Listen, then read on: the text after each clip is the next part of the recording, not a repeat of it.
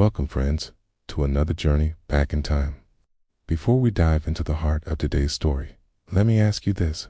When you imagine the Roman Empire, what comes to mind? Perhaps you picture marble palaces, powerful emperors draped in purple, or grand armies marching to conquer the known world. Those images are true in part, but they barely scratch the surface of what life in Rome was really like for the vast majority of its people. Today, we're not stepping into the sandals of Caesar or standing on the floor of the Senate. Instead, we're going to walk through the crowded streets, climb the creaking wooden stairs of a crumbling apartment block, and breathe in the very air of ancient Rome, as an ordinary citizen would have experienced it. This is a side of history that is rarely glamorous, but it is incredibly human, and I think you'll find it both eye-opening and unforgettable. Imagine waking up in a tiny, dark room with little more than a straw mattress to your name. The noise of the city reaches you before the sun does. Vendors shouting, carts rumbling, and neighbors quarreling in the narrow halls of your building. There is no quiet morning coffee, no soft start to the day. From the moment you open your eyes, life demands your attention. Your home, known as an insula, is not built to last. The walls are thin, the water is unreliable, and fire is a constant fear.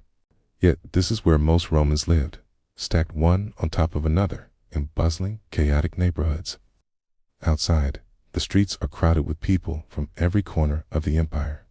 Traders, soldiers, beggars, priests, and children darting between stalls. The city never really sleeps, and neither, it seems, do you? But here's the thing, this world, messy as it was, is the foundation of everything we admire about Rome. Its culture, its resilience, and even its flaws helped shape the societies that came after it. When we talk about history, we often focus on kings and battles. But the truth is that civilizations are built just as much by ordinary lives, ordinary struggles, and the daily rhythm of survival. In this video, we'll uncover what life was really like in the Roman Empire, not just the big victories and monuments, but the sweat, the grit, and the quiet moments that history books often overlook. Along the way, we'll also meet figures who defied expectations, warrior queens who led with courage, and even humble creatures like bees whose importance was far greater than most realize. So if you love history told in a way that feels alive, real stories about real people, then you're in the right place. Take a moment to support the channel by liking this video, subscribing if you haven't already, and turning on notifications so you don't miss future episodes. Your support helps us keep bringing history out of the dusty pages and into vivid life. Now, let's step into the streets of ancient Rome together.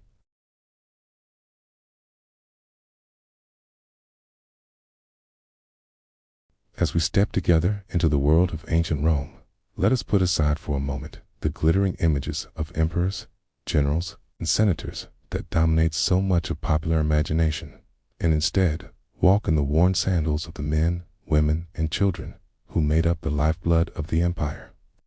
These were not the voices that filled the marble halls of power, but the countless individuals whose daily routines, struggles, and fleeting joys sustained the grandeur of Rome itself. Imagine yourself descending a narrow staircase of rough-hewn wood, each step creaking underfoot as you leave behind a cramped apartment that barely feels like home. And as you push open the door into the street, you are immediately swallowed by the clamor of the city, the calls of fishmongers peddling their catch from the Tiber, the sharp cries of children weaving between carts pulled by weary donkeys, the scent of fresh bread mingling uneasily with the stench of refuse that lingers in the gutters. The empire, in all its glory, rests not only on marble columns and triumphal arches, but on this ceaseless, gritty rhythm of daily survival. For most Romans, life was a delicate balancing act between scarcity and opportunity. A good day might mean steady work, enough coins to purchase a loaf of bread, or perhaps a taste of olives and cheese, and the hope that tomorrow would not bring sudden misfortune.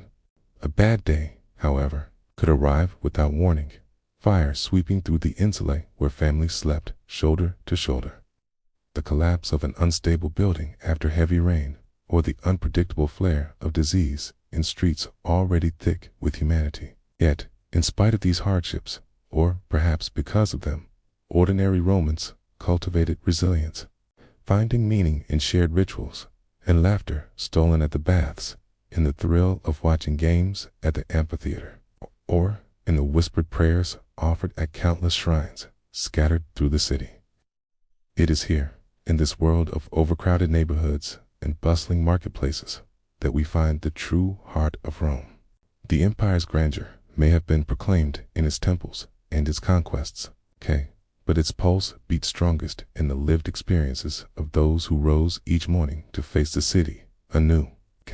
These people, though rarely celebrated in surviving accounts, left behind faint yet powerful traces: graffiti scratched into walls, household objects unearthed from the ashes of Pompeii, and the ordinary rhythms of existence recorded almost accidentally in the writings of poets, satirists, and letter writers who could not resist commenting on the chaos of urban life. This is the Rome that we will explore together, a place both familiar and alien, harsh and vibrant, fragile and enduring, where every crack in the pavement and every echo in the alleyway carries the memory of countless untold lives. To see Rome through their eyes is not only to uncover the reality behind the myth, but also to discover just how much of our own human story still connects to theirs across the centuries. The moment dawn begins to creep over the rooftops of Rome, the day announces itself not with serenity, but with an overwhelming assault on the senses. For the city was never truly silent, and waking up meant stepping instantly into a world that was loud, dirty, and unforgiving. Even before you have rubbed the sleep from your eyes, the muffled arguments of neighbors seep through the thin walls of your insula. A chorus of voices rising from countless cramped apartments, stacked precariously on top of one another, while somewhere nearby the harsh clatter of metal tools and the braying of restless animals echo up from the streets below. The air is heavy, carrying not the freshness of morning dew, but the lingering smoke of last night's cooking fires, mixed with the sour stench of refuse piled in corners too narrow for carts to reach. And you realize that breathing in Rome was itself a daily act of endurance. Stepping outside, you are met with chaos that feels almost alive.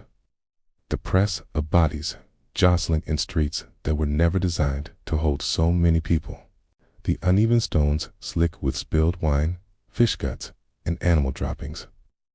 And every turn bringing the risk of a cartwheel too close to your foot, or a soldier-esque glare that warns you to step aside quickly.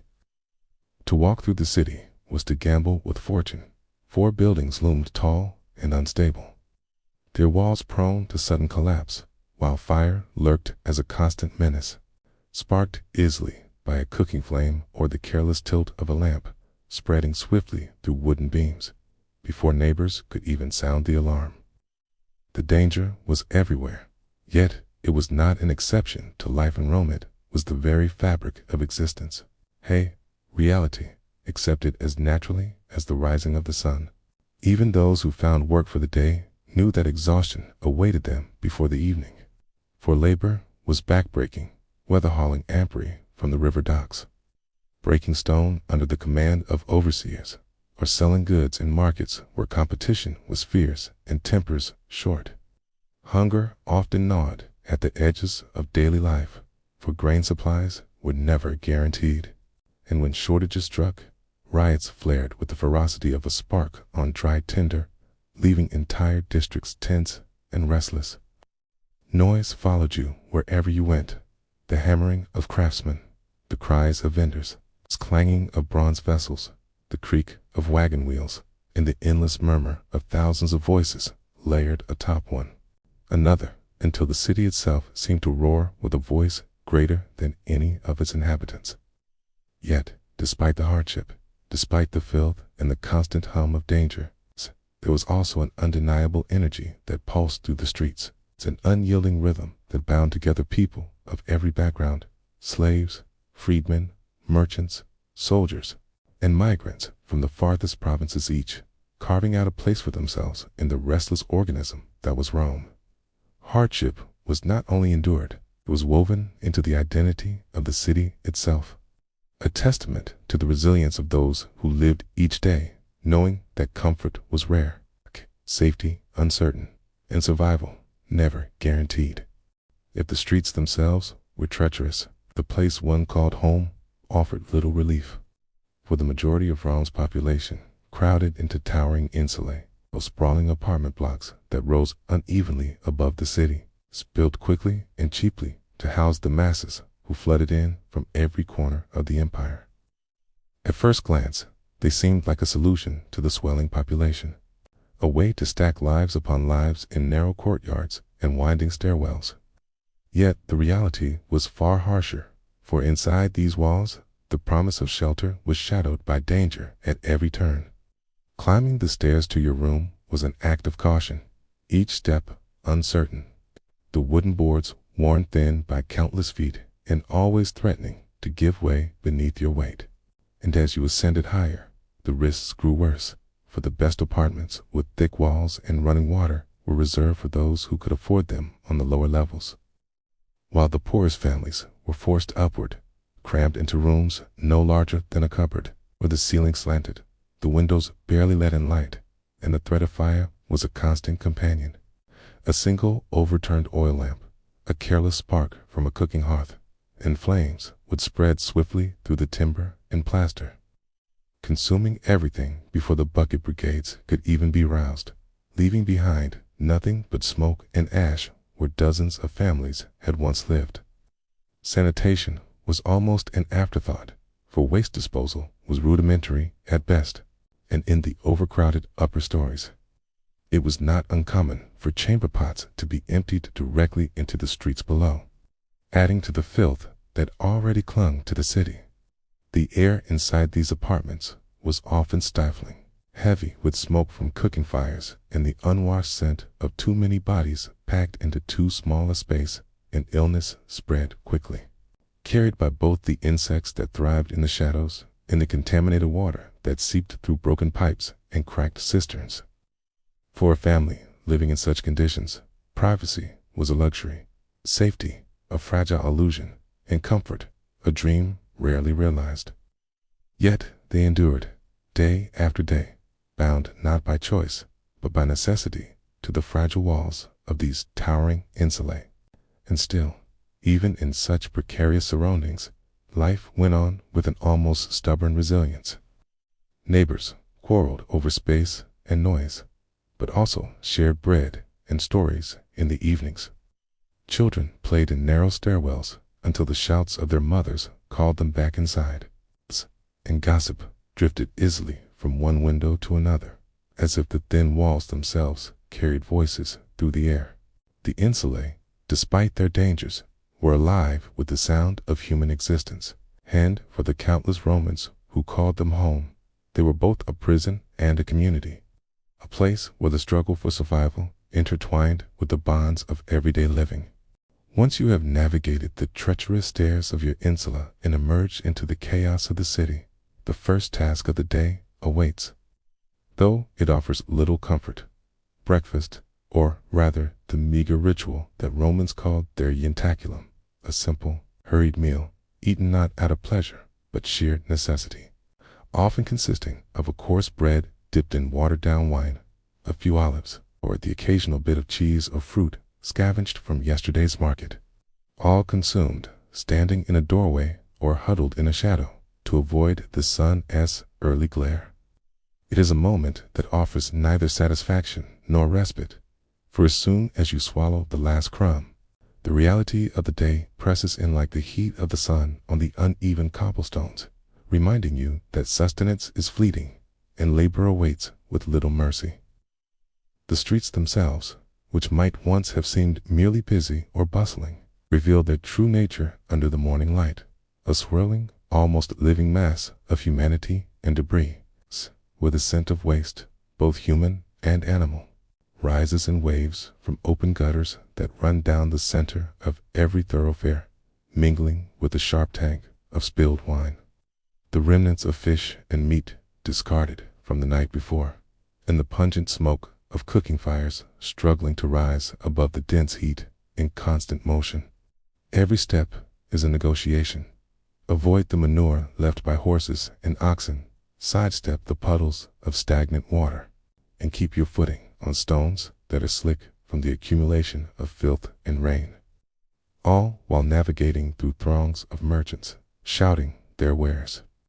Children darting between carts, and beggars reaching for any coin that might fall from a careless hand. By the time your labor begins, the streets have become a crucible of exhaustion and danger. For work in Rome is relentless, physically punishing, and rarely compensated with enough comfort to ease the mind or the body. Whether you are a porter hauling heavy amphorae along the cobblestones, a bricklayer shaping the walls of new structures, a laborer maintaining the aqueducts that keep the city alive, or even a cleaner tasked with the thankless job of shoveling filth from the gutters before the midday sun turns it into a stinking paste. Your muscles ache before the day is half over, and every task carries the risk of injury from falling tools, collapsing, scaffolding, or the inattentive violence of other workers pressed into the same overcrowded spaces. Hunger and fatigue do not wait for breaks, and in a city where water is scarce and food meager, the human body must push through discomfort that would make the modern mind recoil. Yet, life goes on because the city itself does not pause. He cannot. The Roman Empire, sprawling and magnificent, is powered not by the elegance of senators in marble halls, but by the sweat and toil of ordinary citizens navigating streets that smell of sewage and sweat, streets where danger and necessity intertwine, and where every day begins the same way, with a minimal breakfast, a treacherous walk through filth, and a long, punishing labor that tests the body, the mind, and the spirit in ways most of us today can scarcely imagine. And so, with grit and determination, the people of Rome continue, for survival is not a choice, it's the rhythm of life itself, etched into the stones, the dust, and the very air of the eternal city. After surviving the chaos of the streets and the grueling exertion of labor, one might imagine that a moment of relief awaits in the form of hygiene, a chance to wash away the grime, sweat, and odor accumulated during the morning. Yet, in Rome, even this most basic human need came wrapped in discomfort, danger, and the unmistakable stench of overcrowding. For latrines and communal baths were not places of privacy or true cleanliness, but bustling arenas where survival and social expectation collided in ways that modern sensibilities find almost unbearable. Step into a public latrine, and you find yourself perched upon a bench of worn stone, holes carved closely together with no partitions, the air thick with a mingling sense of waste from the current occupants and those who came before, while beneath your feet, drainage channels attempt to whisk away the remains of 100 or more lives. Though the flow is imperfect, and the stagnant water often returns to smell to the nostrils of anyone daring to sit too long, forcing a mix of haste and discomfort as an almost constant companion. And yet, the baths, the so-called thermae, centers of Roman social life, political discussion, and occasional relaxation, offer little improvement in practical hygiene. For water was shared among scores, sometimes hundreds of patrons, flowing through pools that had been filled and refilled without knowledge or concern for cleanliness, with no soap, no effective sanitation, and only the faint hope that movement of the water might carry away the detritus of other bodies. Conversations carried over the splash of tepid water. Political arguments rose alongside laughter. And in the same space, people of all ages and classes mingled in close proximity, none shielded by modesty or even the pretense of discretion, so that a bath was as much an exercise in tolerance and fortitude as in washing the body. To immerse oneself fully meant surrendering to the shared experience of humanity in its rawest, most unfiltered form, the heat of the water, the smell of sweat and skin,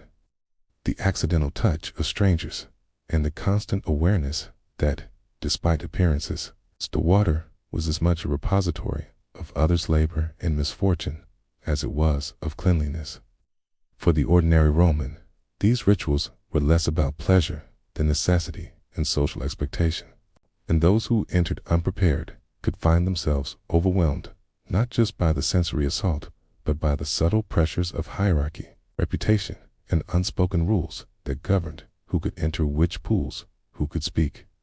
and how long one might linger before being nudged along by the impatient or assertive. Disease lurked unseen in every shared vessel of water, every stone bench in the latrine, and every stagnant puddle that might collect at the edge of a bathhouse. And though Romans had little understanding of germs as we do today, they did recognize that proximity and exposure carried risk. And yet they returned day after day, drawn by necessity, habit, or the fleeting sense of relief that even imperfect water could bring to a weary, overworked body. Thus, the simple acts of relief and cleansing, so often taken for granted in modern life, became in Rome an intricate ballet of endurance, courage, and compromise, a daily reminder that survival demanded both vigilance and adaptability, and that even the most ordinary routines, seating, walking, working, bathing, were tinged with danger, discomfort, and the ever-present challenge of living in a city that was magnificent in ambition, yet unforgiving in practice, where life unfolded not in isolation, but in the intimate, unrelenting press of shared humanity. Emerging from the bathhouse, barely feeling any lighter than before, due to the crowded, tepid waters and the lingering odors of those who came before, the ordinary Roman knew that the true test of the day had only just begun. For work in the empire was not a leisurely affair, and the labor required to keep the city alive was relentless, punishing and often dangerous in ways that the modern mind can scarcely imagine, especially when viewed through the lens of comfort, safety, and hygiene that we take for granted today. From the early hours of the morning, long before the sun had fully crested over the hills of the city, men and women were already hauling heavy amphorae from the docks, lifting blocks of stone that would become part of temples or aqueducts, shoveling refuse from the streets, or wading into the dark, fetid sewers that carried the city's filth away, knowing full well that a misstep could leave them bruised, broken, or worse, and that the tools meant to assist them were crude, unrefined, and often dangerous in themselves, capable of splitting skin or shattering bone with a single misjudged swing. The laborers of Rome were a diverse group, yet all shared a common thread: bodies pushed to the edge of endurance, and spirits tested by the harshness of daily survival. For every task came with its own hazards. Stonecutters labored under the blazing sun, inhaling dust that left lungs burning and eyes watering. Bricklayers climbed precarious scaffolds that swayed with every gust of wind or vibration from passing traffic, and those unfortunate enough to be assigned to the sewer systems contended with stench, queues, and the ever-present risk of drowning or collapse, their work both essential and reviled, carried out in silence, or in the occasional grumble of comrades who knew the pain and exhaustion of their shared burdens. Even the relatively privileged artisans or porters faced unrelenting physical demand, moving heavy cargo through streets crowded with animals, carts, and the chaos of early morning commerce, where one wrong step could send you tumbling into a gutter thick with stagnant water and the remnants of last night's meals, leaving not just your body, but your dignity exposed to the laughter or scorn of bystanders. Injuries were commonplace, yet medical care was rudimentary at best, and for the majority of laborers, the likelihood of surviving a serious wound without infection or permanent disability was slim. Dislocated joints were reduced by the crude skill of a man who had learned by watching another fail. Cuts were cauterized or treated with poultices of herbs, honey, or animal products, and any illness that struck within the overcrowded insulae could spread with alarming speed, leaving families helpless before fevers, swellings, or the infections that modern medicine treats with ease. Pain was not only physical, but constant, pressing against the very marrow of the worker's existence. Yet, despite this, life went on. For the empire did not pause. The city demanded its labor, and survival required a kind of endurance that combined resilience, ingenuity, and a grudging acceptance of the risks inherent in every daily task. Even in these harsh conditions, Romans adapted, finding ways to ease the burden where possible. From the use of basic tools and wheelbarrows to shared networks of support among co-workers, families, and neighbors. Yet, the overarching reality remained. Ordinary life in Rome was a daily negotiation with pain, exhaustion, and danger. And while the grandeur of the empire dazzled those who gazed from the outside,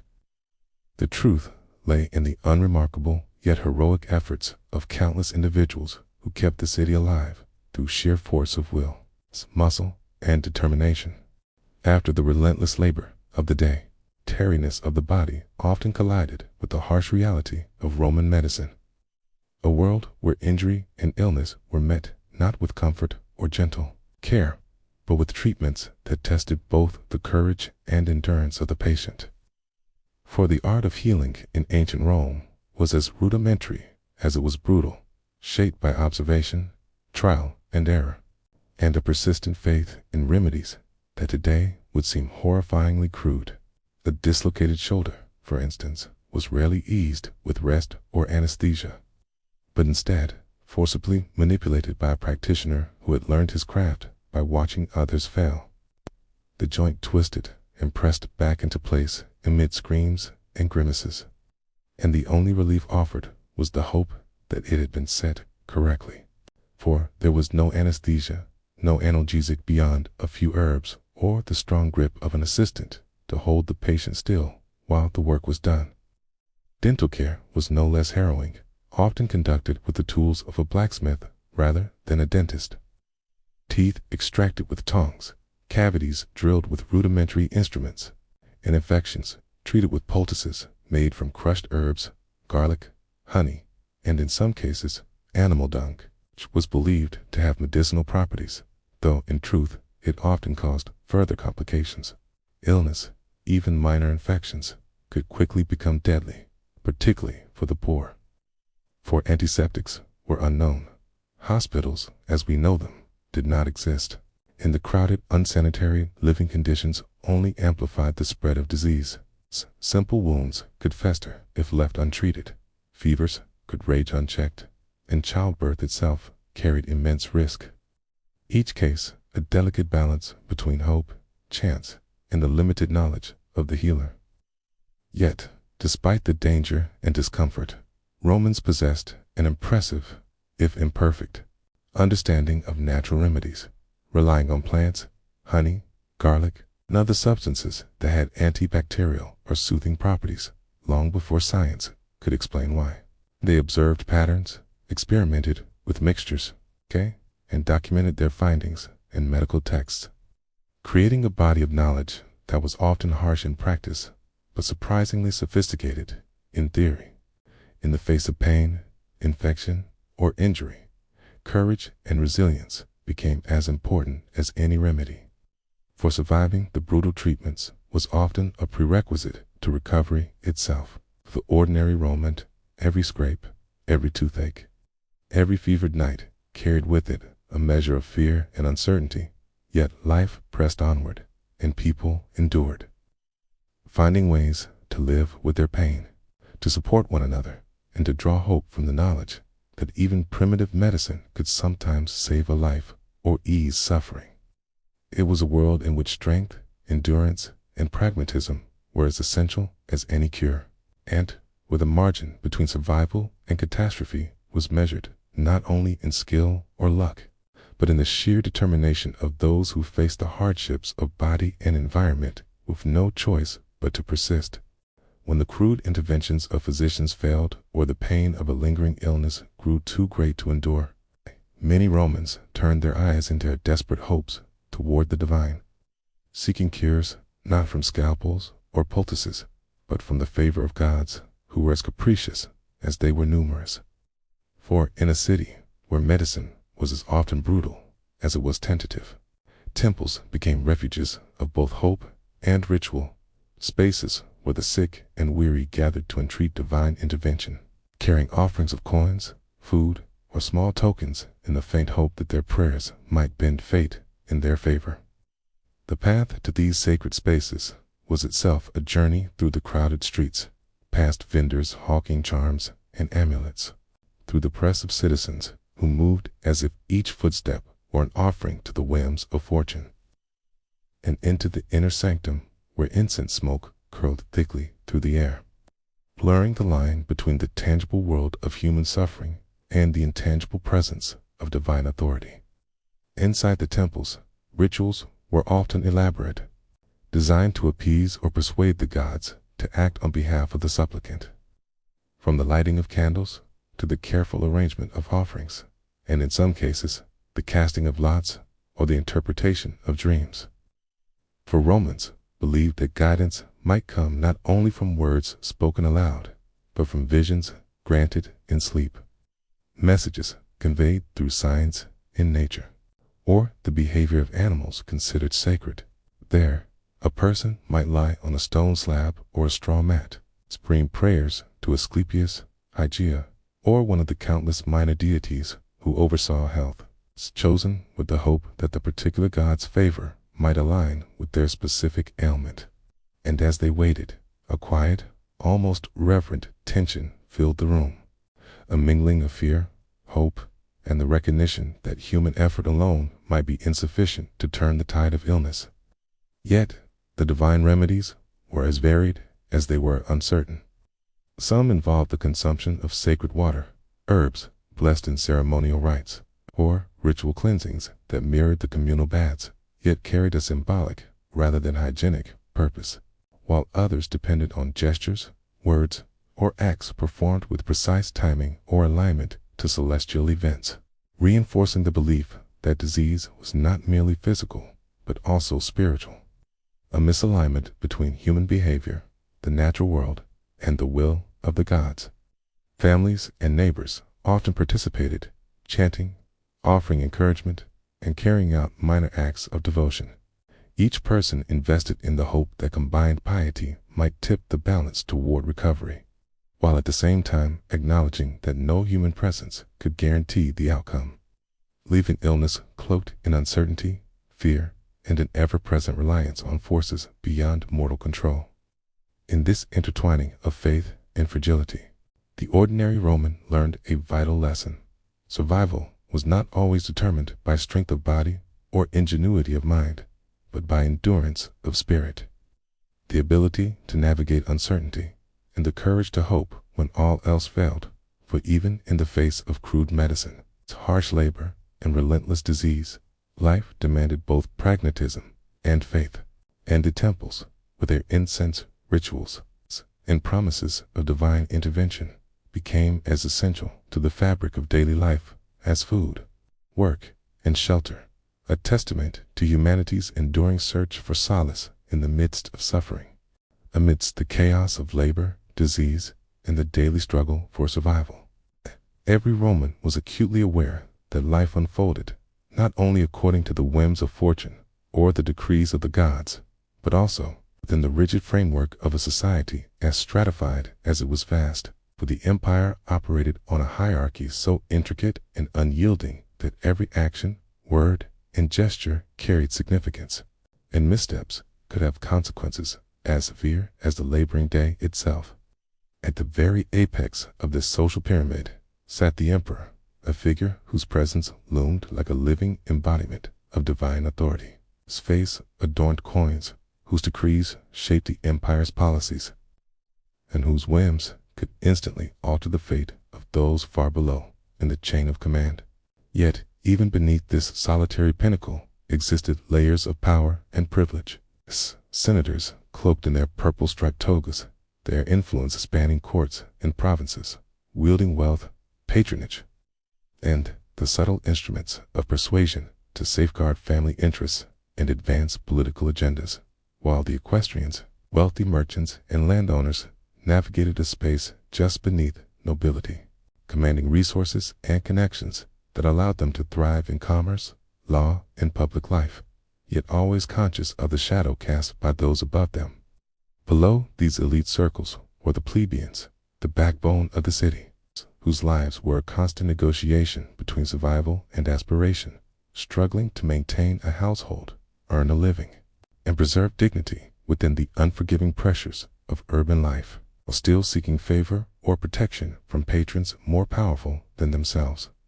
For advancement required both loyalty and shrewd maneuvering, a delicate balance of obedience and cunning. And even the slightest misstep could result in social stagnation, or worse. Freedmen, those who had once been enslaved but gained a measure of liberty, navigated a liminal space, their rights limited, their wealth often modest, yet their ambitions keen, striving to accumulate enough influence to secure a stable position for themselves and their descendants. At the bottom of this hierarchy, slaves lived lives dictated entirely by the will of their owners, performing tasks that ranged from domestic chores to grueling labor in fields, workshops, and mines, and their every movement, thought. An opportunity for relief existed only at the mercy of those who possessed them, making survival a constant exercise in caution, obedience, and the quiet cultivation of resilience. Religion, inseparable from this social order, infused every facet of Roman life with meaning, expectation, and a sense of omnipresent oversight. For to live in the city was to walk beneath the gaze of countless gods and spirits, each presiding over domains both grand and minute. From the mighty Jupiter, who ruled the heavens, to the minor deities who governed door hinges, sewers, or the boundaries of property, so that every doorway, threshold, and public square carried an implicit obligation to observe rituals, offer gestures of respect, and acknowledge the unseen forces that bound the city together. Neglecting these rituals was not merely impolite, it was considered an invitation to misfortune, for the Romans believed that divine displeasure could manifest in accidents, disease, or the loss of favor in commerce and politics, and so citizens moved through life aware of both the human and supernatural hierarchies that framed their existence. Bowing, lighting candles, whispering prayers, and making offerings as if each small act might tip the balance towards safety and prosperity.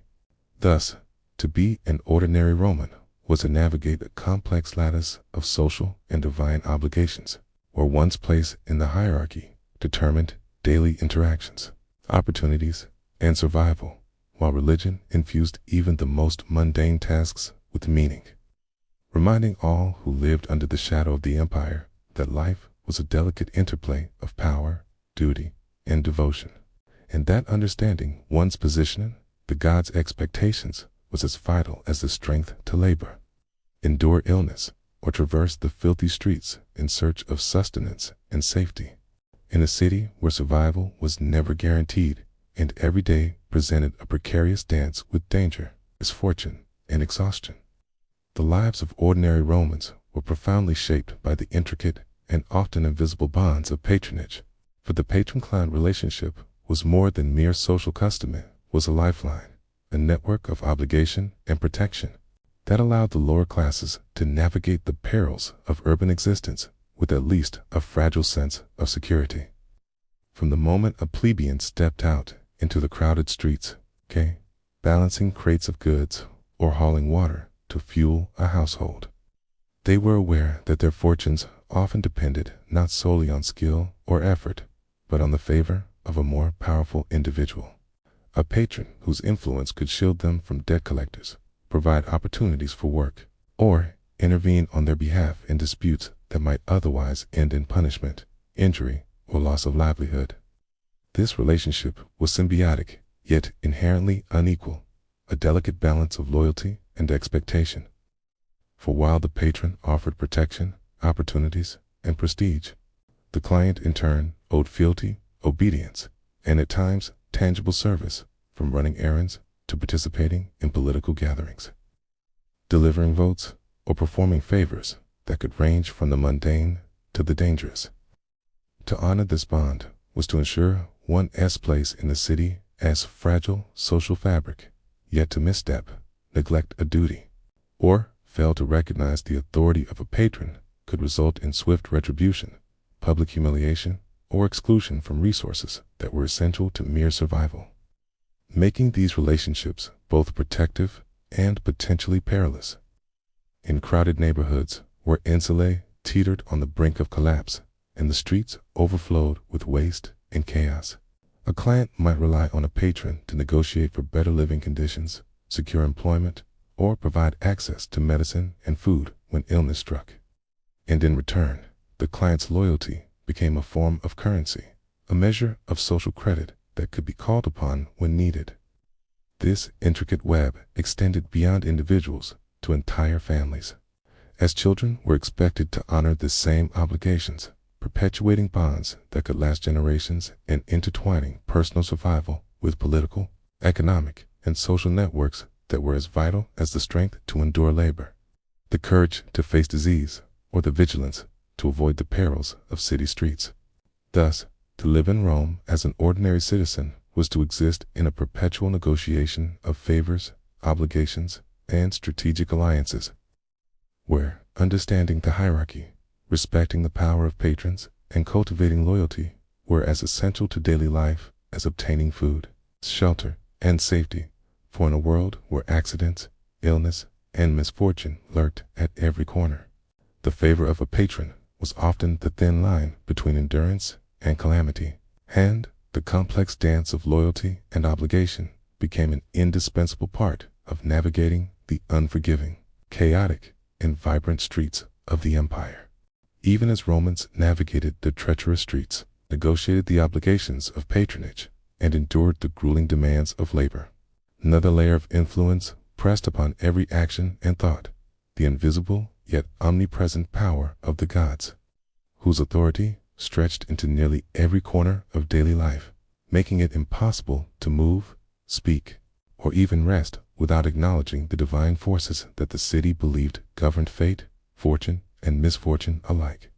Temples, shrines, and small altars adorned streets, homes, and marketplaces, each dedicated to gods whose dominion often appeared astonishingly specific. For Jupiter ruled the heavens, and Mars presided over war, yet there were gods who oversaw the humble hinge of a door, the moisture that bred mildew in a damp corner, the flow of waste through the sewers,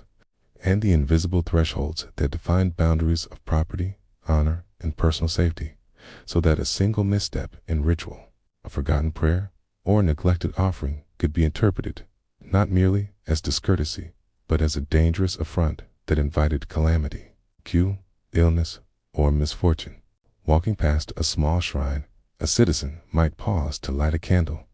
whisper a prayer, or drop a coin, knowing that unseen eyes were constantly observing, that the gods' influence intertwined with every transaction, argument, and step, and that their favor or displeasure could manifest in ways as immediate as the sudden collapse of a scaffold, or as subtle as the slow decay of one's livelihood or reputation. Even minor deities demanded attention,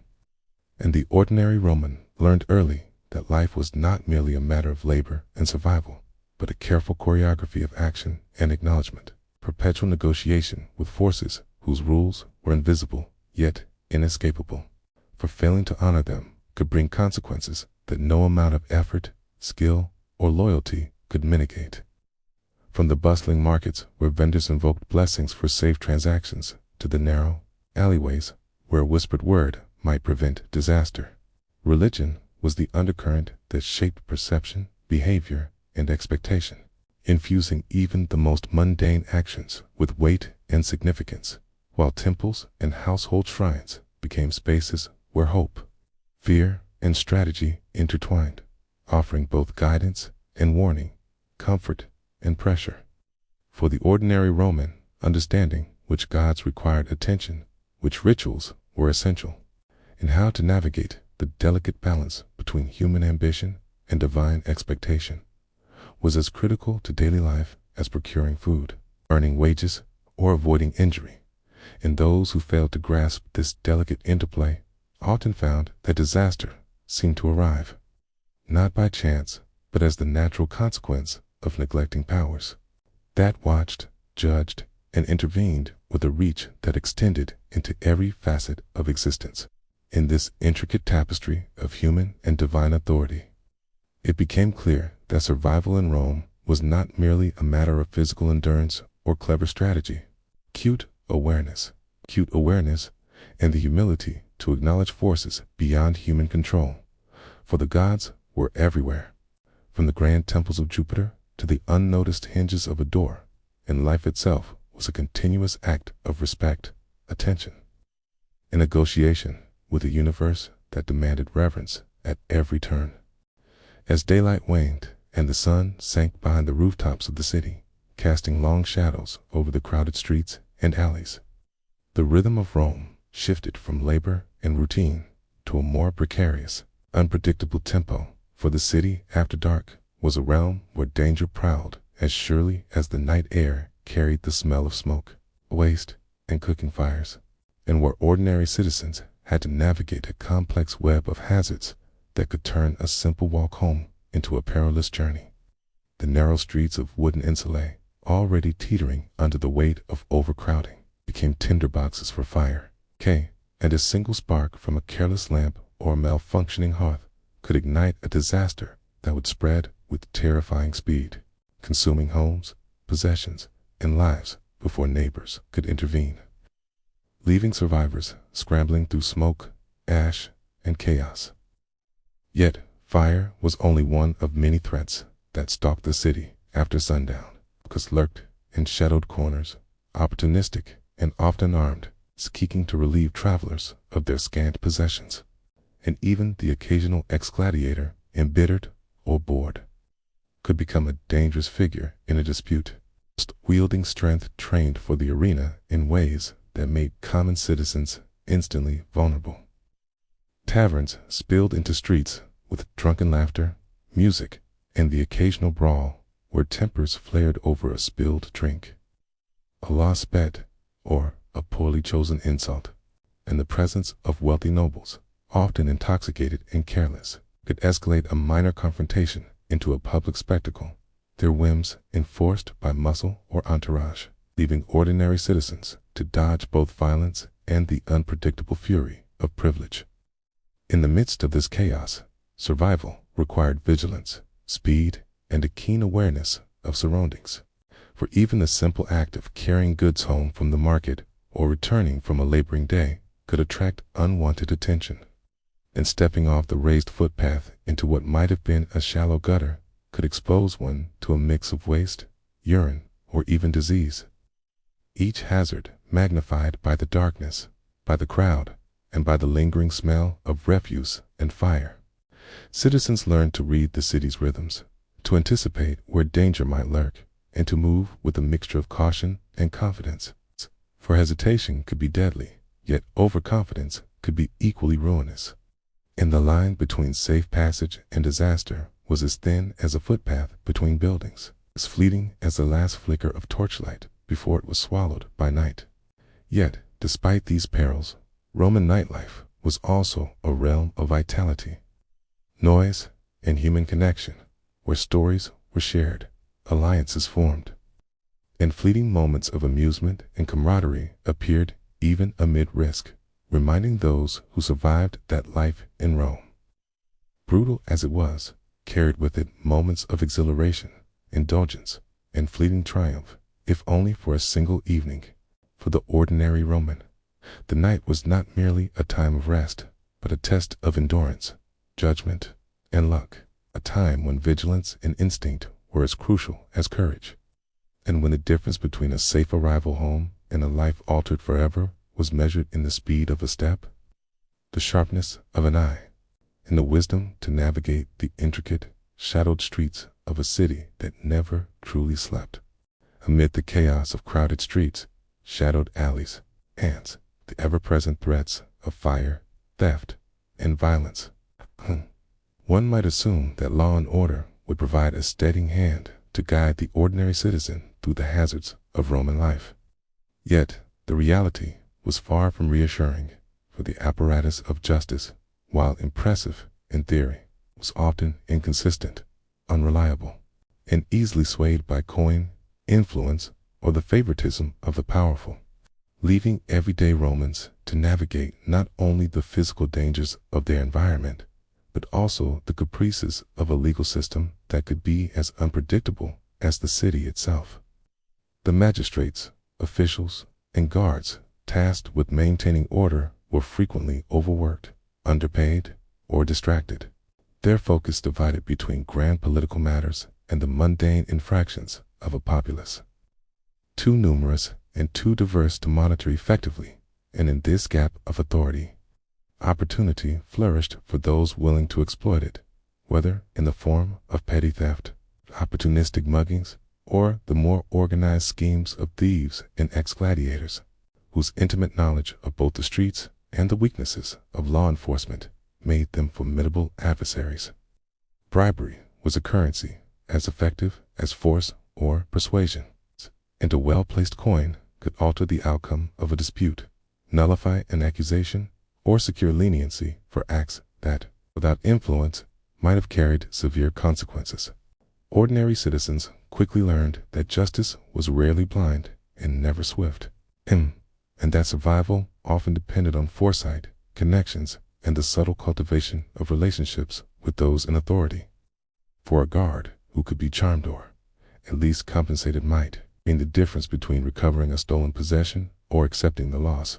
and between punishment for a minor offense or freedom to continue navigating the streets and workplaces of a city where risk was a constant companion. Even in cases of serious crime, the law's reach was limited, and the balance of power invariably favored those with social standing, wealth, or influence, reinforcing the precarious position of plebeians, freedmen,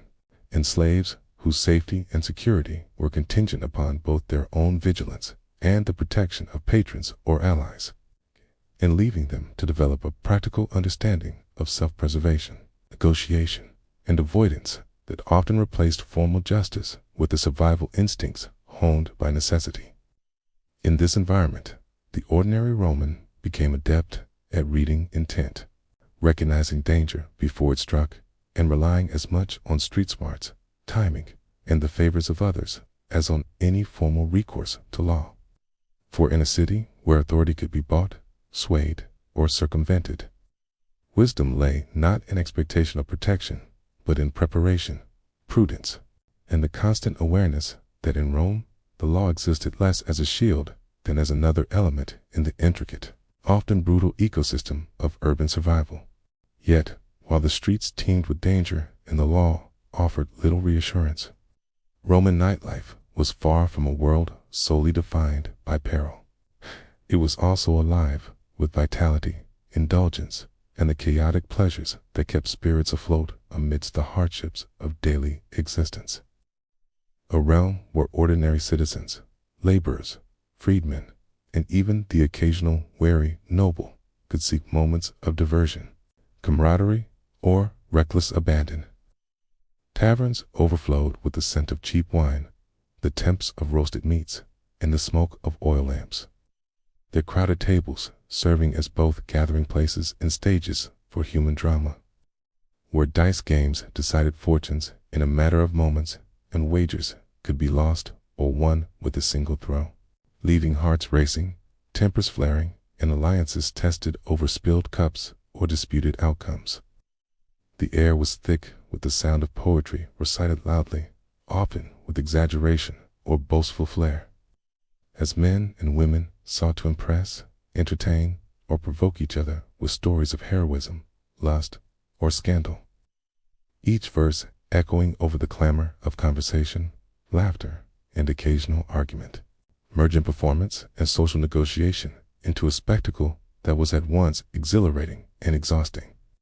For those who ventured into these spaces were simultaneously participants and observers in a theater where chance, skill, and audacity dictated the unfolding of events. The pleasures of wine, poetry, and games were never far removed from the ever-present potential for violence, in a sudden insult, a misjudged gesture, or the unpredictable interference of a drunken noble could transform joviality into bloodshed, turning an evening of revelry into a chaotic scramble for safety, where fists, knives, and the occasional improvised weapon reminded everyone that even fun in Rome carried risk. This combination of danger and delight, of risk and amusement, created a nightlife that was intensely human, where the boundaries between survival, indulgence, and spectacle were blurred, and where ordinary Romans discovered that pleasure and peril were inseparable companions, coexisting in every dimly lit tavern, narrow alley, and bustling marketplace long after the sun had set. For those who emerged unscathed, these nights offered stories to tell, fleeting victories in dice games, moments of laughter and social bonding, and the rare sensation of control in a city that often seemed indifferent to individual fates, while, for others, a misstep could mean injury, humiliation, or worse, a sobering reminder that in Rome, entertainment and danger were entwined, inseparable threads in the tapestry of urban life that defined the very essence of existence in the empire. Yet, amidst all the filth, danger, and relentless toil that defined the daily existence of ordinary Romans, the empire they inhabited was also a crucible of innovation, culture, and enduring influence. Civilization whose achievements would echo across millennia, and whose impact would be felt long after the wooden insulae had crumbled, the streets had been paved over, and the clamor of taverns and markets had fallen silent. For while life for the average Roman was a relentless struggle, the structures, systems, and ideas they inhabited were masterpieces of ingenuity, laying the foundation for countless aspects of the modern world. Latin, the language that threaded together soldiers, senators, laborers, and merchants, became more than a means of communication. It evolved into the root of countless modern languages, a living legacy that continued to shape literature, law, science, and culture long after the empire's political power had faded. Architecture, too, bore the imprint of Roman ambition and mastery, from the engineering marvel of aqueducts that carried water over vast distances to the meticulously paved roads that connected distant provinces, to temples, amphitheaters, and public buildings that embodied both grandeur and functionality, inspiring centuries of builders, designers, and urban planners who sought to emulate the balance of utility and splendor. The governance structures forged in Rome, the concepts of republics, senates, voting systems, vetoes, and codified laws created a blueprint for political organization and civic responsibility that would influence nations, institutions, and legal systems long after the emperors and patricians had vanished, proving that the legacy of Rome was not merely built of stone or ink, but of ideas that could outlast emperors, armies, and even centuries of neglect. Even the hardships endured by the lower classes contributed to the richness of Rome's enduring story. For the resilience, ingenuity, and adaptability of ordinary citizens who labored under the sun, navigated deadly streets, honored an endless pantheon of gods, and negotiated the precarious balance of patronage, came woven into the very fabric of the empire, shaping the way societies understood work, social hierarchy, and human endurance. In this way, the legacy of Rome is dual. It is both the visible monuments, legal codes, and languages that define civilizations long after the empire's fall, and the invisible human stories of survival, struggle, and adaptation that revealed the true cost and complexity behind the grandeur, offering modern observers a window not only into the achievements of an ancient power, but also into the relentless human spirit that sustained it, proving that even in a world of filth, danger, and inequality, the echoes of Rome's civilization could transcend the suffering of its people to leave a mark on history that endures to this very day. Beneath the monumental arches, aqueducts that stretched like silver veins across the empire, and marble forums where senators debated the fate of provinces, the grandeur of Rome was sustained not by emperors draped in purple or generals commanding legions, but by the relentless, often invisible toil of ordinary citizens, whose daily existence was a complex symphony of endurance, carrion, resilience, and quiet heroism, the echoes of which resonate faintly but profoundly through the corridors of history. These men and women rose each day to a reality defined by overcrowded insulae that creaked under the weight of families, possessions, and the ever-present threat of structural collapse, where fires could consume a home in minutes and narrow staircases demanded careful navigation to avoid fatal missteps. All while the air was heavy with the smell of refuse, cooking, and unwashed bodies, a constant reminder of the harshness that framed every breath they took. They labored under a sun that offered no mercy, constructing roads that connected the empire, tending to sewers that carried away the city's filth, and performing back-breaking work in quarries, workshops, and markets, tasks that were physically punishing and unrelentingly repetitive, yet utterly essential to the functioning of a civilization whose power and prestige were built upon the sweat, strength, and sometimes blood of those whom history too often renders invisible.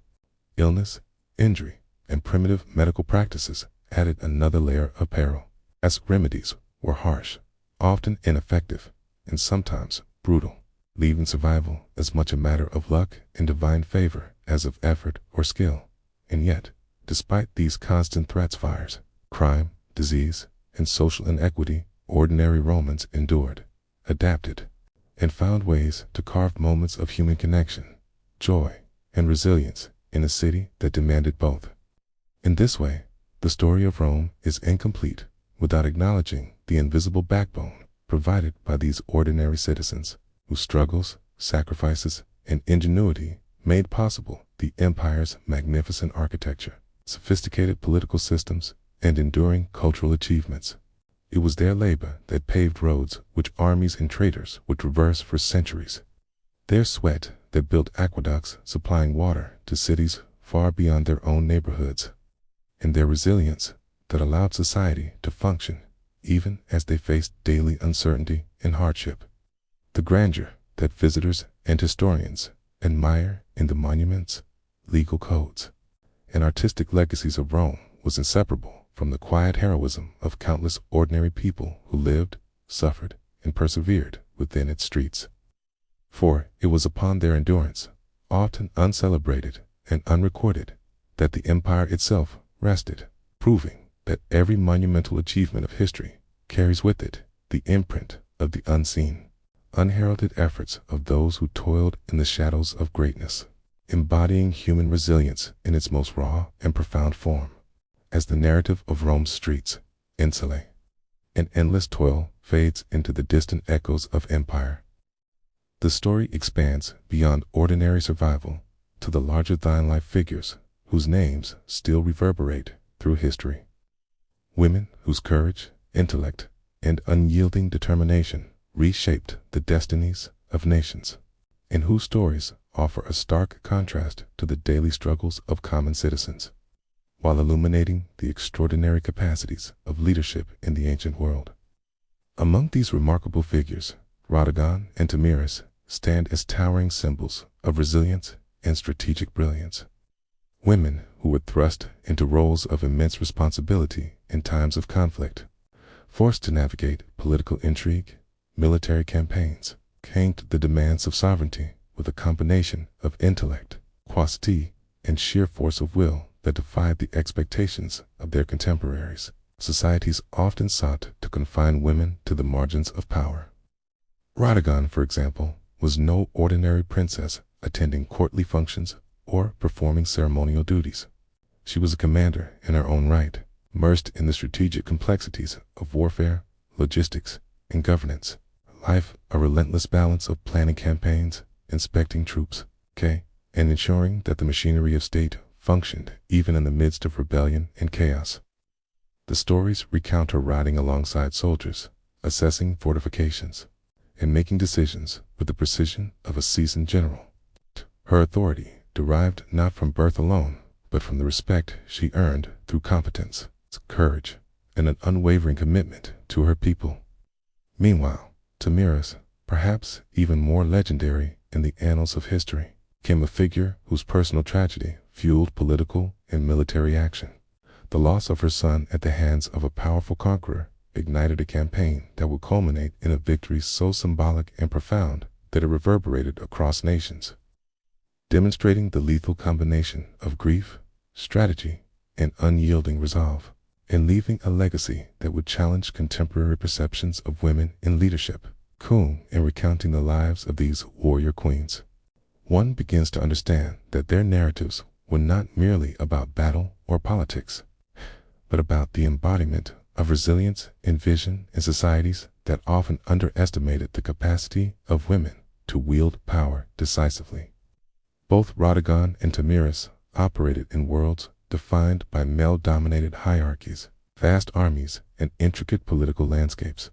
Yet they carved paths that defied convention, transforming personal loss, societal expectation, and the pressures of leadership into instruments of influence and survival. Their stories remind us that history's most enduring figures are often those who, faced with impossible odds, refuse to yield, asserting authority, vision, and determination in ways that echo across time, teaching us that the exercise of power, courage, and strategy knows no gender, and that extraordinary leadership can emerge from the crucible of adversity, personal grief, and relentless responsibility, leaving lessons that continue to inspire centuries later.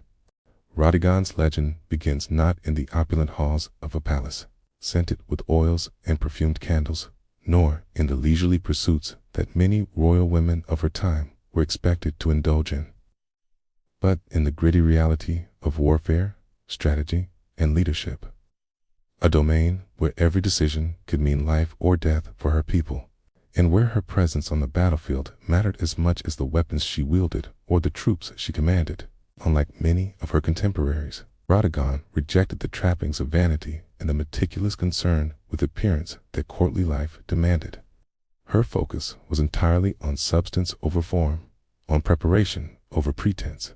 and on the relentless execution of plans that would secure her nation's survival and assert her authority in a world dominated by men whose assumption was that she would be decorative rather than decisive. She rode into battle clad, not in silks or ceremonial robes, but in armor worn from repeated campaigns. Her hands calloused, her face lined from the sun and dust, and her hair wild, matted, and unbound, a visual testament to the fact that her concerns lay in strategy and action rather than superficial beauty. Troops under her command did not see a princess. They saw a commander whose presence inspired courage, discipline, and loyalty. A leader who led from the front, who endured the same hardships and dangers as her soldiers, and whose determination to act decisively in critical moments instilled fear in enemies and confidence in allies. Victory for Rodigon was not achieved through inheritance alone, nor through the ceremonial support of courtly rituals, but through grit, intelligence, and the sheer force of presence that communicated to everyone on the battlefield that this was a leader to be followed without question, a mind and spirit unshaken by adversity, and a figure whose authority emanated from competence, courage, and an unwavering commitment to her people's survival. Her story is a reminder that true leadership is measured not by appearances or titles, but by the willingness to confront danger, take responsibility, and act with clarity and resolve when stakes are highest, and that sometimes the most unforgettable figures in history are those who reject the superficial markers of power and instead assert themselves through presence, action, and the quiet, unyielding strength that leaves an indelible impression on allies and adversaries alike. In Rodigon, we see a portrait of leadership forged in the fires of adversity, a princess who transcended expectation to become a symbol of resilience, strategy, and enduring influence, proving that courage and vision, embodied fully and visibly, can shape history as powerfully as any crown or throne. Tomyris, the formidable queen of the Massagetee, emerges from the pages of history not merely as a ruler, but as an embodiment of resilience, vengeance, and strategic brilliance, a figure whose life and actions challenged the mightiest empire of her time and whose legacy continues to captivate scholars and storytellers alike. Her story is one forged in tragedy. For it was the brutal loss of her son at the hands of Cyrus the Great, the masterful and ambitious king of Persia, that ignited a campaign driven as much by personal grief as by political necessity, transforming sorrow into a catalyst for decisive action and unparalleled leadership. Unlike many rulers who might have hesitated in the face of such overwhelming opposition,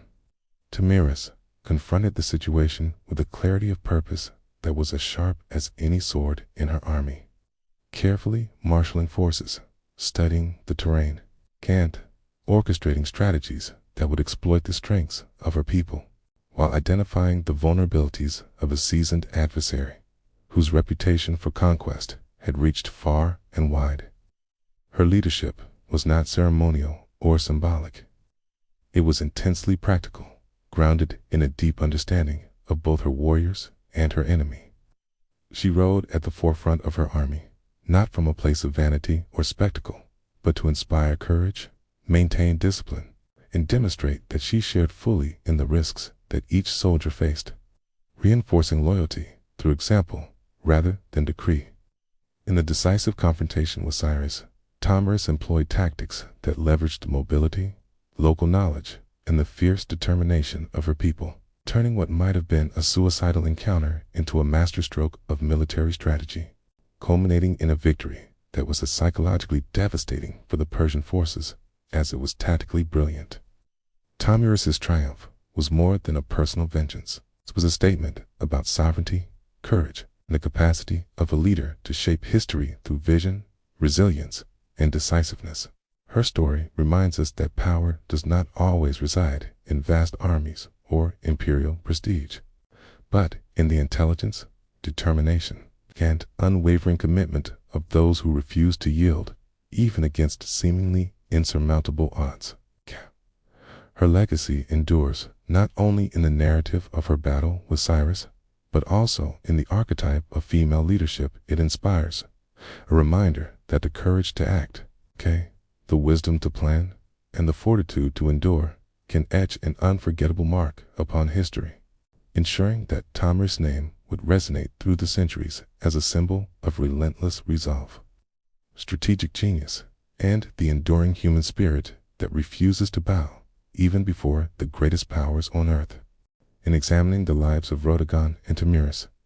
one begins to recognize a striking truth that transcends time. True power is often earned not through titles, birthright, or ceremonial pomp, but through decisive action, unwavering courage, and the capacity to shape events with presence, intellect, and relentless resolve. And it is precisely through these qualities that both women achieved a form of authority that demanded respect,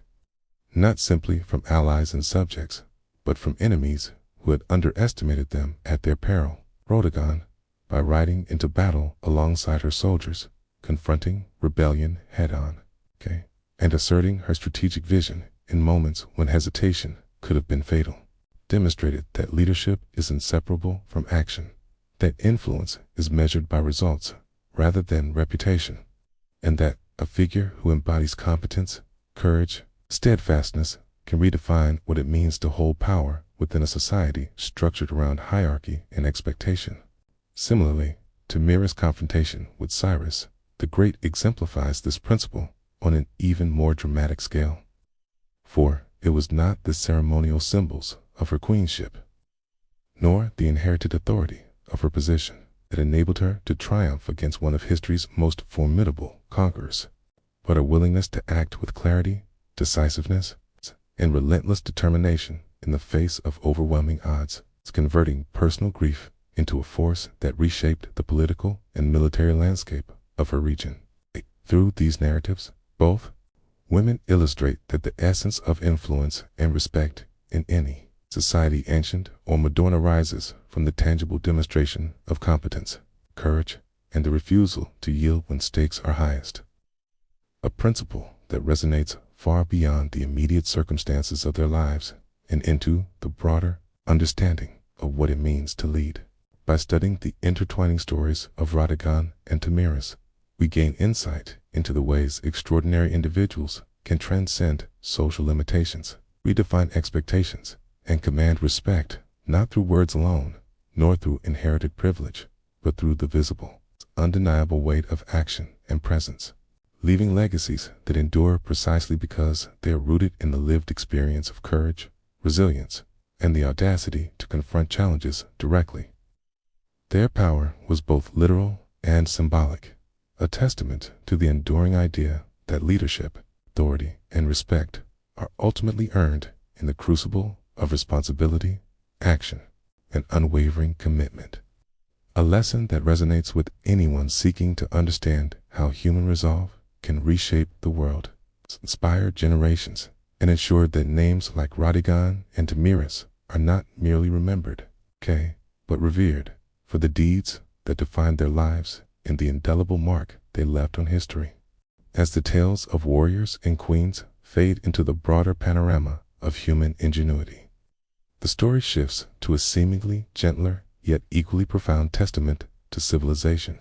the practice of beekeeping. It's an activity that, while quieter than the clash of armies or the strategies of empires,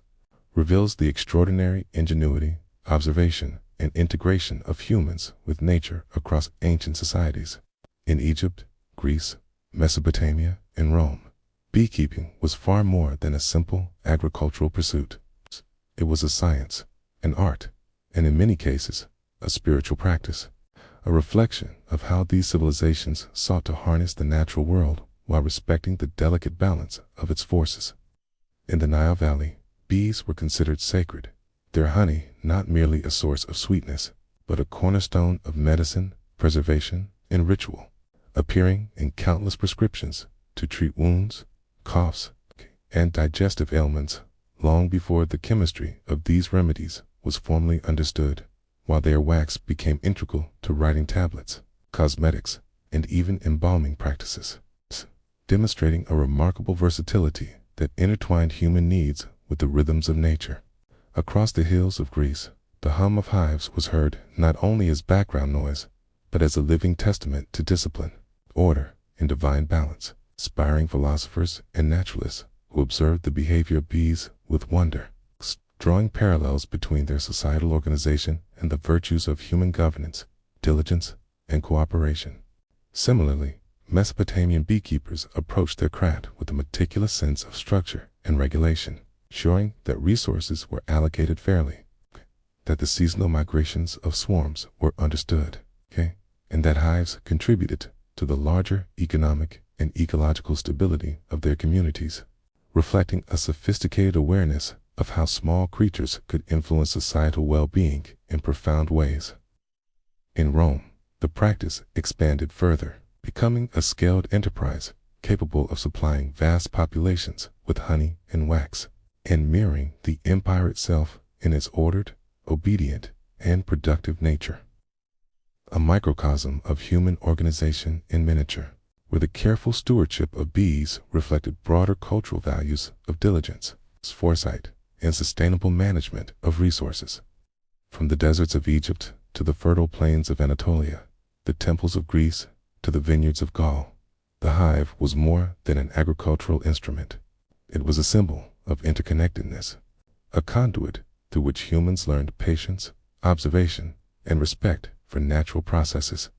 and a vehicle for innovation that influenced medicine, economy, religion, and art. In studying the history of beekeeping, one discovers that even the smallest creatures, the bees whose labor produced honey and wax, shaped human thought, society, and survival, offering lessons that endure to this day about the relationship between nature, culture, and the ingenuity required to thrive in complex civilizations. Within these ancient civilizations, the products of the hive honey and beeswax were treasures whose value extended far beyond simple sustenance, embodying the intersection of practicality, spirituality, and artistry, and demonstrating a remarkable understanding of nature's gifts long before modern science could explain their properties. Honey, golden and viscous, served as a versatile elixir. It was a staple of the diet, providing sweetness in a world where sugar was rare, yeast was a cornerstone of medicine, blended with herbs, milk, figs, and even garlic to treat wounds, infections, digestive ailments, and respiratory conditions, offering both nourishment and healing in ways that modern science now recognizes as remarkably effective. Its natural antibacterial properties making it a lifeline in societies without advanced medical knowledge. Beyond sustenance and medicine, honey was a sacred offering, a gift to gods and ancestors, symbolizing purity, prosperity, and divine favor, incorporated into rituals, ceremonies, and temple practices that underscored the spiritual dimension of human reliance on nature. In reflecting a worldview in which the labor of bees connected the mortal and the divine in a tangible, everyday way. Equally important was beeswax, the firm, pliable product of the hive that became an essential material across multiple aspects of life. In cosmetics, it provided the foundation for ointments, salves, and perfumes, enhancing appearance and hygiene in cultures where self-care was intertwined with ritual and social status. In writing, beeswax tablets were a portable and reusable medium, allowing scribes, scholars, and officials to record information, teach, and govern with precision, a testament to the ingenuity of human adaptation and the integration of natural resources into intellectual and administrative life. In the sacred art of embalming, particularly in Egypt, beeswax was a vital component, used to preserve the body and prepare it for the afterlife, reflecting both practical understanding and deep spiritual belief, and illustrating how the products of bees became intimately entwined with the most profound human concerns: survival, knowledge, beauty, and the hope for immortality. In every application, from the kitchens of common households to the temples of gods and the chambers of scribes and rulers, honey and beeswax were more than commodities. They were symbols of human ingenuity, a bridge between the natural and human worlds, and a reminder that even the smallest creatures, the bees laboring invisibly across fields and gardens, could shape medicine, culture, spirituality, and technology in ways that echo across millennia, offering lessons not only in practical application, but in observation, respect, and sustainable interaction with the environment. Lessons that remain relevant even in our modern industrialized societies. The ingenuity of ancient civilizations did not stop at simply collecting honey and wax, extended into the careful design and management of hives, a testament to observation, patience, and an early understanding of ecological cycles that would impress even modern naturalists. Clay hives, cylindrical and durable, were among the most common forms, crafted to mimic natural cavities, while allowing beekeepers to monitor and harvest the precious resources of the hive efficiently. These hives were often stacked, shaded, and positioned to maximize sunlight and airflow, reflecting a remarkable attention to environmental conditions and a sophisticated awareness of the needs of the bees themselves. Beyond structural ingenuity, ancient beekeepers observed the intricate patterns of bee migration, noting how swarms moved seasonally and how their activity corresponded with the blooming cycles of local flora.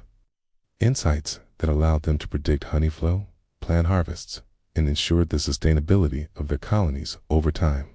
This careful observation reveals that early apiculture was not mere labor, it was an ecological science, grounded in attentive study and experiential learning, where humans and bees engaged in a subtle, reciprocal relationship. Beekeepers noted the rhythm of nature, understanding that a hive's productivity depended not only on the skill of human management, but also on the cooperation of the natural world.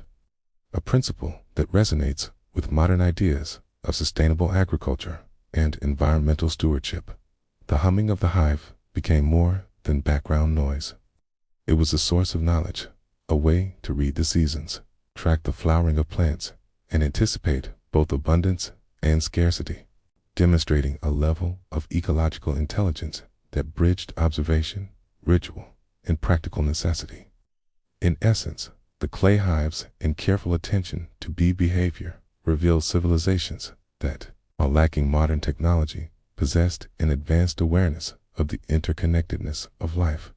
The bee, the flower, the human hand, and the wider environment were part of a delicate network, each element influencing the other.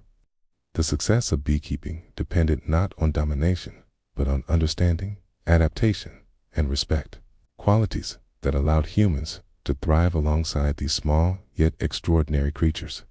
Through these practices, ancient civilizations demonstrated that, even in an era without formal ecological science, the keen eye, patient observation, and thoughtful interaction with the natural world could yield insights and resources of enduring value. Lessons that continue to inspire apiculturists and environmental thinkers today.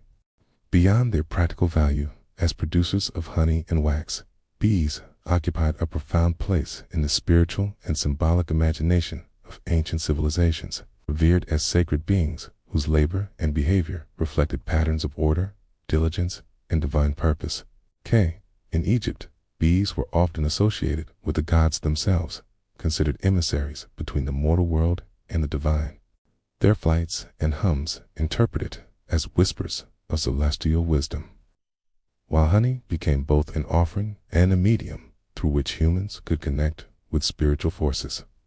sweetening rituals and prayers with tangible evidence of nature's generosity. In Greece, the study of bees inspired not only agricultural and medicinal practices, but also philosophical reflection, as scholars and poets marveled at their societal organization, discipline, and cooperative labor, drawing parallels between the harmony of the hive and the ideals of human governance, justice, and communal life, seeing in their tiny bodies a reflection of cosmic order and the subtle laws that governed both nature and society. In Mesopotamia, the hive was treated as a microcosm of society itself, a structured and balanced unit in which every member had a role, a principle that extended beyond practicality into ritual and ethics, teaching humans lessons about hierarchy, cooperation, and the consequences of neglect or disruption. Rome, ever practical, yet deeply symbolic, elevated the hive into an emblem of productivity, civic responsibility, and even moral virtue, linking the health of the colony to the prosperity of human communities, and reinforcing the notion that attentive stewardship of nature was inseparable from social and spiritual well-being. Across these civilizations, bees were more than insects. They were intermediaries, living symbols of order, diligence, and transcendence, reminding humans that even the smallest creatures carried significance far beyond their physical presence, capable of conveying lessons about resilience, harmony, and the interconnectedness of life, and inspiring awe and respect that merged observation, utility, and spirituality into a single, enduring cultural practice. By recognizing the sacred nature of bees, ancient peoples acknowledged the intimate connection between the natural world and human society, seeing in their labor, cycles, and survival strategies a mirror of human effort, ethical conduct, and the rhythms of existence itself. A symbolic bridge that carried meaning in temples, fields, households, and the hearts of those who understood that in observing and honoring these tiny workers, one could glimpse the order, beauty, and mystery of the universe itself. As we draw our journey through the streets, insulae, and marketplaces of ancient Rome to a close, it becomes strikingly clear that for the majority of its inhabitants, life was never about luxury, comfort, or the marble-clad grandeur often associated with emperors and senators, but rather about an unending struggle for survival, measured in daily acts of endurance, vigilance, and resourcefulness. Every morning, ordinary Romans awoke to a cacophony of sounds of the cries of infants, the squawks of chickens, and the distant barking of a centurion enforcing the day as artisans faced the grime of overcrowded apartment buildings, the hazards of collapsing stairs and open sewers, and the relentless demands of labor that would sap the body long before nightfall. Their meals were modest, their hygiene rudimentary, and their health precarious, dependent on a combination of crude medical remedies, divine favor, and sheer luck, while their social and economic survival often hinged on alliances with patrons, careful observance of religious rituals, and the constant navigation of a society structured by rigid hierarchies and unpredictable dangers. Yet, within this harsh reality, there is a remarkable lesson. The grandeur of Rome, its laws, roads, architecture, and cultural achievements was built not by the statues of emperors or the indulgence of elites, but by the daily toil, resilience, and ingenuity of ordinary people who confronted adversity with grit, adaptation, and persistence. From the sweat-drenched laborers building aqueducts and temples to the careful observation of beekeepers who understood the delicate rhythms of nature. The story of Rome teaches us that survival, creativity, and responsibility formed the foundation of civilization, and that even amidst overwhelming challenges, human beings possess the capacity to endure, innovate, and leave enduring legacies that shape future generations. Ultimately, the lives of ordinary Romans remind us that history is rarely defined by comfort or ease. 8. It is etched in the choices, sacrifices, and determination of those who persist when conditions are unforgiving. K. It is in their daily struggles, their courage in the face of danger, and their ingenuity in navigating a complex world that the true heartbeat of an empire can be felt, offering a timeless lesson. That resilience, resourcefulness, and the willingness to confront life's challenges head-on are the qualities that not only sustain individuals, but ultimately define the societies they inhabit,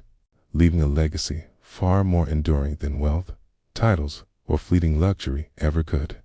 As we shift from the crowded streets and insulae of Rome to the distant steppes and battlefields, where history was shaped not by luxury, but by sheer determination,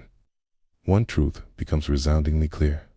Leadership is forged through grit, resilience, and the unwavering willingness to confront impossible odds, not granted by birthright, titles, or inherited privilege.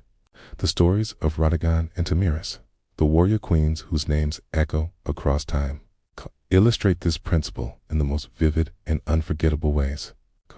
as they transformed what could have been merely ceremonial roles into powerful symbols of action, courage, and relentless strategy. Rodigon, a princess who spurned vanity and leisure, commanded armies, coordinated campaigns, and earned respect through the force of her presence and decisiveness on the battlefield, demonstrating that authority arises from competence and determination rather than inherited status or decorative titles. Similarly, Tomyris, queen of the Massagetee, faced one of the greatest conquerors of the ancient world, Cyrus the Great of Persia, not with hesitation or fear, but with calculated strategy, fierce loyalty to her people, and a resolve that would secure a victory remembered for millennia. Through their actions, these women reveal that true leadership is measured not by who one is born to be, but by how one chooses to act in moments of immense pressure, danger, and uncertainty, by the courage to make decisions that may defy expectation, and by the ability to inspire and guide others through personal example and relentless commitment to a cause larger than oneself. Their lives remind us that resilience is not simply enduring hardship passively, but confronting it directly, adapting swiftly, refusing to allow circumstances, societal norms, or adversaries to dictate the terms of your existence or your legacy. In every decision, Rodigon and Tomyris made from negotiating alliances and rallying troops to confronting enemies head-on, they demonstrated that leadership is inseparable from accountability, vision, and the willingness to bear the burdens of those who rely upon you, proving that greatness is carved by action and persistence, not inherited wealth, noble lineage, or ceremonial recognition. In reflecting on these extraordinary figures, it becomes evident that the lessons of leadership, like the lessons of survival in ancient Rome, are universal and timeless. Resilience, courage, strategic insight, and a refusal to surrender to circumstance define those who shaped history, while titles, ancestry, or mere appearance hold little weight without the substance of action. The story of these women and the ordinary people whose daily endurance built the empires and civilizations around them, underscores that leadership and legacy are inseparable from struggle, perseverance, and the choice to act decisively in the face of uncertainty, offering a powerful reminder that anyone, regardless of origin or station, can achieve greatness when guided by grit, vision, and unyielding determination. Even the tiniest creatures, such as bees, became profound teachers for ancient civilizations, demonstrating that wisdom and insight are not reserved for those who wield power or command armies, but can be found in the rhythms and structures of the natural world that surround us every day.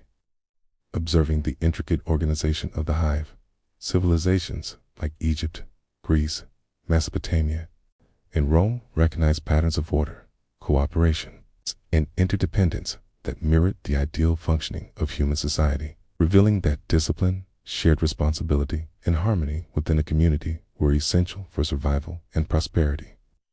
Bees, in their relentless work to build, maintain, and sustain their colonies, imparted lessons about sustainability, showing humans that careful management, attention to environmental cycles, and respect for natural resources were not abstract concepts, but practical necessities for long-term survival, whether in agriculture, architecture, or commerce. Beyond practical lessons, these small creatures carried spiritual significance that transcended the material world, symbolizing diligence, morality, and the connection between the earthly and the divine, and reminding humans that even in the humblest forms of life, there exists a reflection of greater cosmic order. Legacies, and the buzzing of the hive became mediums through which humans could observe, interpret, and participate in the larger rhythms of existence, offering a bridge between daily survival and higher understanding, between labor and reverence, and between human ingenuity and the wisdom inherent in nature itself. In this way, the lives of ordinary Romans, the courage of warrior queens, and the industrious patterns of bees converge in a single lesson: that knowledge, resilience, and ethical insight are often found in unexpected places, that leadership and civilization are shaped not only by extraordinary individuals, but also by the careful attention to small details, that the natural world, in all its complexity, can guide humanity towards sustainability, order, spiritual fulfillment in ways both practical and profound. By contemplating the hive in its lessons alongside the human stories of endurance, innovation, and courage, one sees that greatness is built from countless small, deliberate acts, that the survival and flourishing of civilizations depend on observation, patience, and respect, and that even the smallest, most overlooked elements of life, whether a humble worker in Rome or a bee tending its colony, hold insights capable of shaping history, culture, and the very essence of human understanding.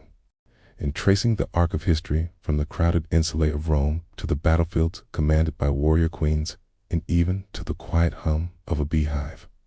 one undeniable truth emerges: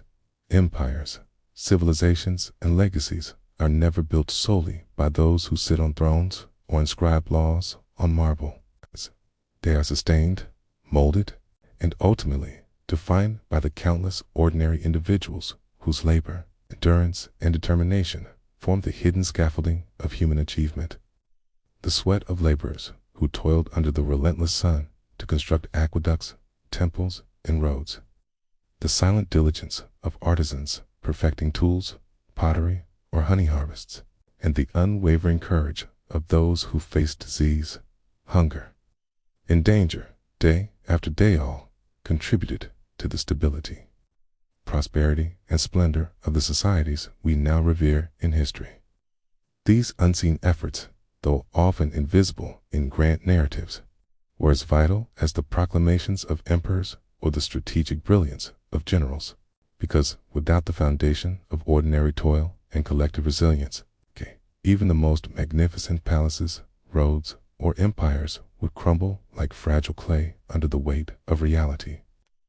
Moreover, the endurance of ordinary people demonstrates that true legacy is cumulative. It's built not in moments of glory alone, but in the repetition of everyday courage, adaptation, and meticulous effort. From the Roman plebeian navigating the hazards of urban life and meager sustenance,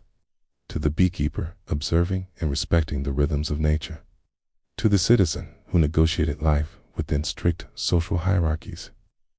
Each act of survival and skill contributed incrementally to the broader tapestry of civilization. History, in this sense, is not merely the story of rulers and victories, but a living chronicle of perseverance, resourcefulness, and human ingenuity at all levels of society. It reminds us that while leaders may shape the direction of events, it is the ordinary people, the ones who rise before dawn, labor tirelessly, innovate quietly, and endure hardship without recognition, who provide the essential momentum that allows empires to endure,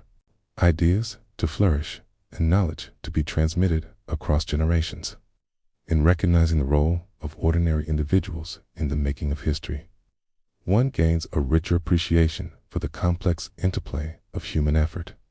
resilience, and vision, understanding that the grandeur we admire today is inseparable from the everyday struggles, choices, and dedication of those who lived, worked, and persevered long before us. The lesson is timeless. The foundations of empires, the endurance of knowledge,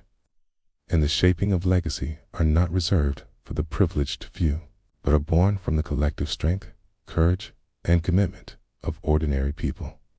whose contributions, though often overlooked, echo through history with enduring significance. As we step back from the crowded streets of ancient Rome, the relentless grind of life in insulae, the harsh glare of the sun on laborers' backs, and the omnipresent dangers lurking in alleyways and taverns, a broader picture begins to emerge, one that transcends the daily suffering and filth, to reveal the resilience, ingenuity, and endurance that truly define this remarkable civilization. Rome, for all its grandeur and architectural marvels, was not built on marble alone. It was forged in the sweat of its ordinary citizens,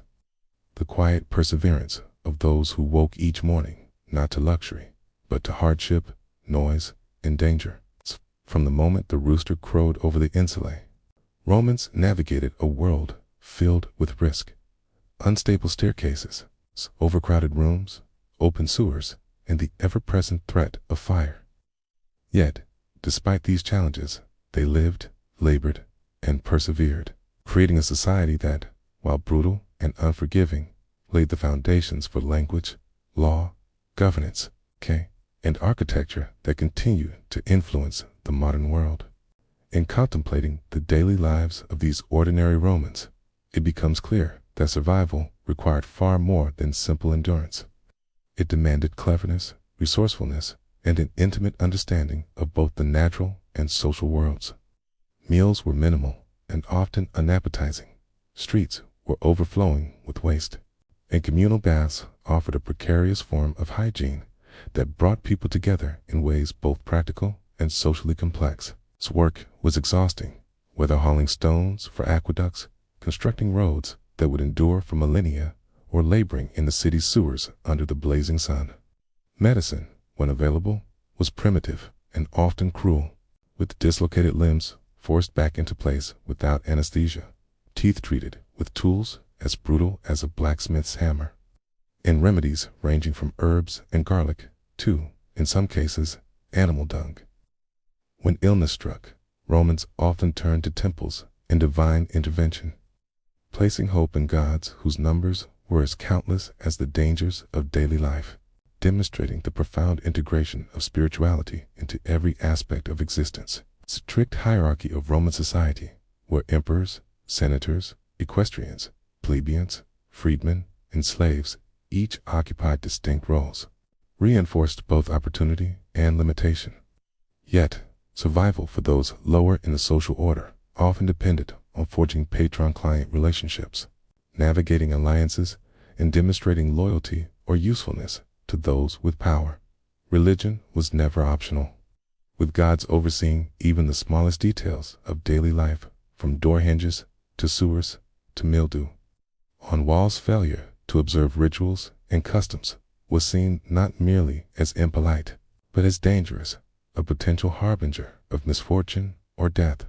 Night brought little respite, as streets became arenas of risk where muggers, gladiators, fires in wooden insulae, tavern brawls, and drunken nobles constantly threatened lives. While law enforcement proved weak, bribable, and inconsistent. Amid the chaos, Romans sought diversion in cheap wine, dice games, poetry, and moments of fleeting camaraderie, finding small pockets of humanity and joy within a city, both magnificent and merciless. Yet amidst this turbulence, the legacy of Rome endures not merely in monuments and texts, but in the endurance and labor of ordinary people whose grit underpinned an empire. The stories of extraordinary women like Rodigon and Tomyris remind us that leadership and influence are never dictated solely by birthright or ceremony, but by courage, resilience, and the ability to act decisively in the face of challenge. Rodigon, a princess who shunned vanity, commanded armies with unwavering presence, turning strategy, tenacity, and personal authority into victories that reverberated far beyond the battlefield. Tomyris, queen of the Massagetæ, met the might of Cyrus the Great with fierce resolve, demonstrating that power and respect are earned through action, resilience, and a refusal to accept subjugation. Both women, in their distinct realms, symbolize that true influence arises from what one does, not merely who one is. Even in the natural world, the smallest of creatures offered lessons of extraordinary depth.